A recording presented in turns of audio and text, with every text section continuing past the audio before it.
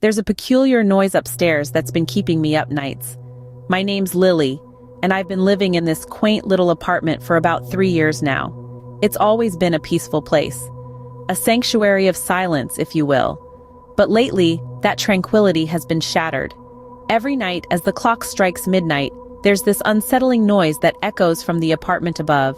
It's a cacophony of creaks, thuds, and what sounds like whispers, all blending into a symphony of sleeplessness.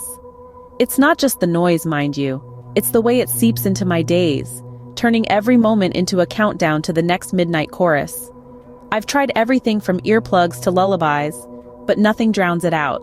It's like the sound has a life of its own, persistent and unyielding. And the strangest part? That apartment's been vacant for months. So I did what anyone would do. I went straight to my landlord. I remember that day, clear as a summer's morning. I walked into his office, a quaint little place, smelling of fresh coffee and old paper. I remember the way he looked at me, eyebrows raised, a slight frown creasing his forehead. I guess he wasn't expecting to see me so soon. I cut straight to the chase. "There's some commotion upstairs," I said. "Sounds like a herd of elephants dancing the tango." I tried to keep my tone light, but I could see the puzzlement in his eyes. He blinked, once, twice, then stammered.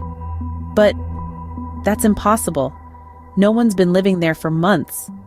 Now it was my turn to be surprised. "What do you mean?" I asked, my heart thumping in my chest. "I've been hearing noises, footsteps, laughter even, for weeks now." He shook his head, a look of genuine confusion on his face. "I assure you," he said, "the apartment above you is empty. I've got the keys right here." He jingled a set of keys for emphasis, their metallic chime echoing in the silent room. It was a strange moment standing there in that office. It felt like we were both trapped in a mystery novel, waiting for the detective to swoop in and solve the case. But there was no detective, just the two of us, a baffling situation, and an empty apartment that wasn't so empty after all. He promised to look into the matter, to check the apartment himself. I could see the skepticism in his eyes, but there was also a hint of curiosity. Maybe he was a mystery lover too, just like me. He looked as baffled as I felt, said he'd check it out. And with that, I left his office, the echo of his promise still lingering in the air. The mystery of the noisy upstairs neighbors was about to unfold, and I couldn't help but feel a thrill of anticipation. Little did I know, the real story was just beginning. Days turned into weeks. The noise persisted and my curiosity grew. The continuous cacophony from the vacant apartment above was a riddle that I was determined to solve. It was a peculiar symphony, a strange medley of sounds that didn't make sense. I'd hear what sounded like footsteps at 3 in the morning, the creaking of furniture, and sometimes even a low hum that seemed eerily human. The absence of any plausible explanation made it all the more baffling. So what does a headstrong Southern gal do when faced with a mystery like this?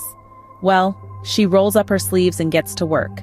I started my own investigation, trying to listen and identify the sounds. I'd sit in the silence of the night, straining my ears to catch the faintest whisper from above. There was a method to the madness, a pattern I was trying to discern amidst the chaos of the noise. The footsteps always started at the stroke of midnight. The furniture creaked at uneven intervals, and the humming, oh, the humming was the most unsettling of all. It would begin and fade without any warning. I felt like a detective, piecing together a puzzle that didn't want to be solved. It was unnerving, yet thrilling. The adrenaline rush of the unknown, the anticipation of what I might discover, it all added a sense of adventure to my otherwise mundane life. However, there were nights when fear would grip me, when the sounds would seem too close for comfort. I'd lie awake, my heart pounding against my chest, the silence of my apartment only amplifying the noise from the one above. I knew then, this wasn't just about satisfying my curiosity anymore. I was no longer just the tenant living below a noisy, vacant apartment. I had become the investigator, the seeker of truth, the one who dared to question the unexplained. And I was far too invested to back out now. I knew I had to get to the bottom of it. One day, I decided to take matters into my own hands. This was no time for waiting around, hoping for answers to fall into my lap. No, this was a time for action. So I made up my mind I was going to visit the upstairs apartment myself. Now, you might think it's a bit bold, a bit brazen. And maybe it was. But I was desperate for peace, desperate for answers. You see, the constant noise, the unsettling sounds, they were driving me up the wall. I needed to know what was happening. I needed to know why. So I climbed up those creaky stairs, each step echoing with anticipation. I reached the door, took a deep breath, and turned the key. The door creaked open, revealing the vacant apartment. It was eerily quiet, a stark contrast to the noise that usually filled my ears. The silence was almost deafening, but it was more than that. It was the emptiness, the stillness of the place. It was like stepping into a world suspended in time, untouched and unaltered. I walked through the empty rooms, my footsteps echoing off the bare walls. The dust particles danced in the slivers of sunlight filtering through the drawn curtains. Everything was as it should be. The kitchen was bare, the bathroom was spotless, and the bedrooms were void of any furniture or personal belongings. I checked every corner, every nook, every cranny, but there was nothing out of the ordinary, nothing to justify the noise that had been tormenting me for months. I was baffled, confused, and more than a little unnerved. But the most disturbing part? The apartment was just as the landlord had described, just as empty as they said it was.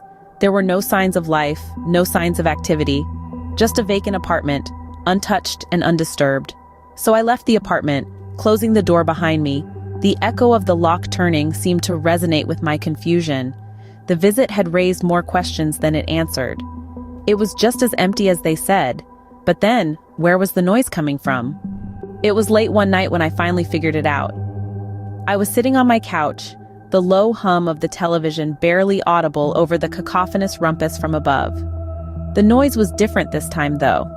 It wasn't the usual pitter-patter of what I'd imagined to be ghostly feet, nor was it the inexplicable thumping.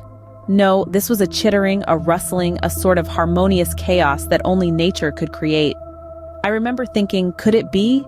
I'd heard stories of animals making homes in the strangest of places, from squirrels in car engines to birds nesting in chimneys. But raccoons, in an apartment building?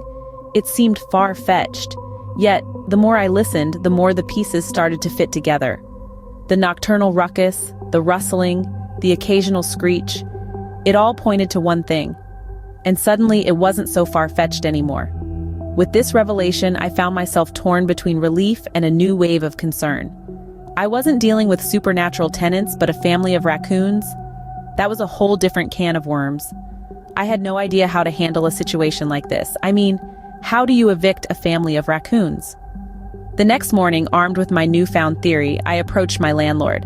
I could see the skepticism in his eyes as I explained my late-night epiphany. But as I recounted the sounds, the timings, and the peculiar patterns, his skepticism slowly turned into realization. We ventured upstairs together, apprehensive yet eager to finally solve the mystery that had kept us on our toes for months. And there they were, just as I'd suspected. A family of raccoons had claimed the vacant apartment above mine as their home. Their eyes glittered in the dim light as they stared at us, probably as surprised to see us as we were to see them. There was a moment of silence as we all took in the sight before us. Then, one of the raccoons chittered, breaking the silence and sending us into a fit of laughter.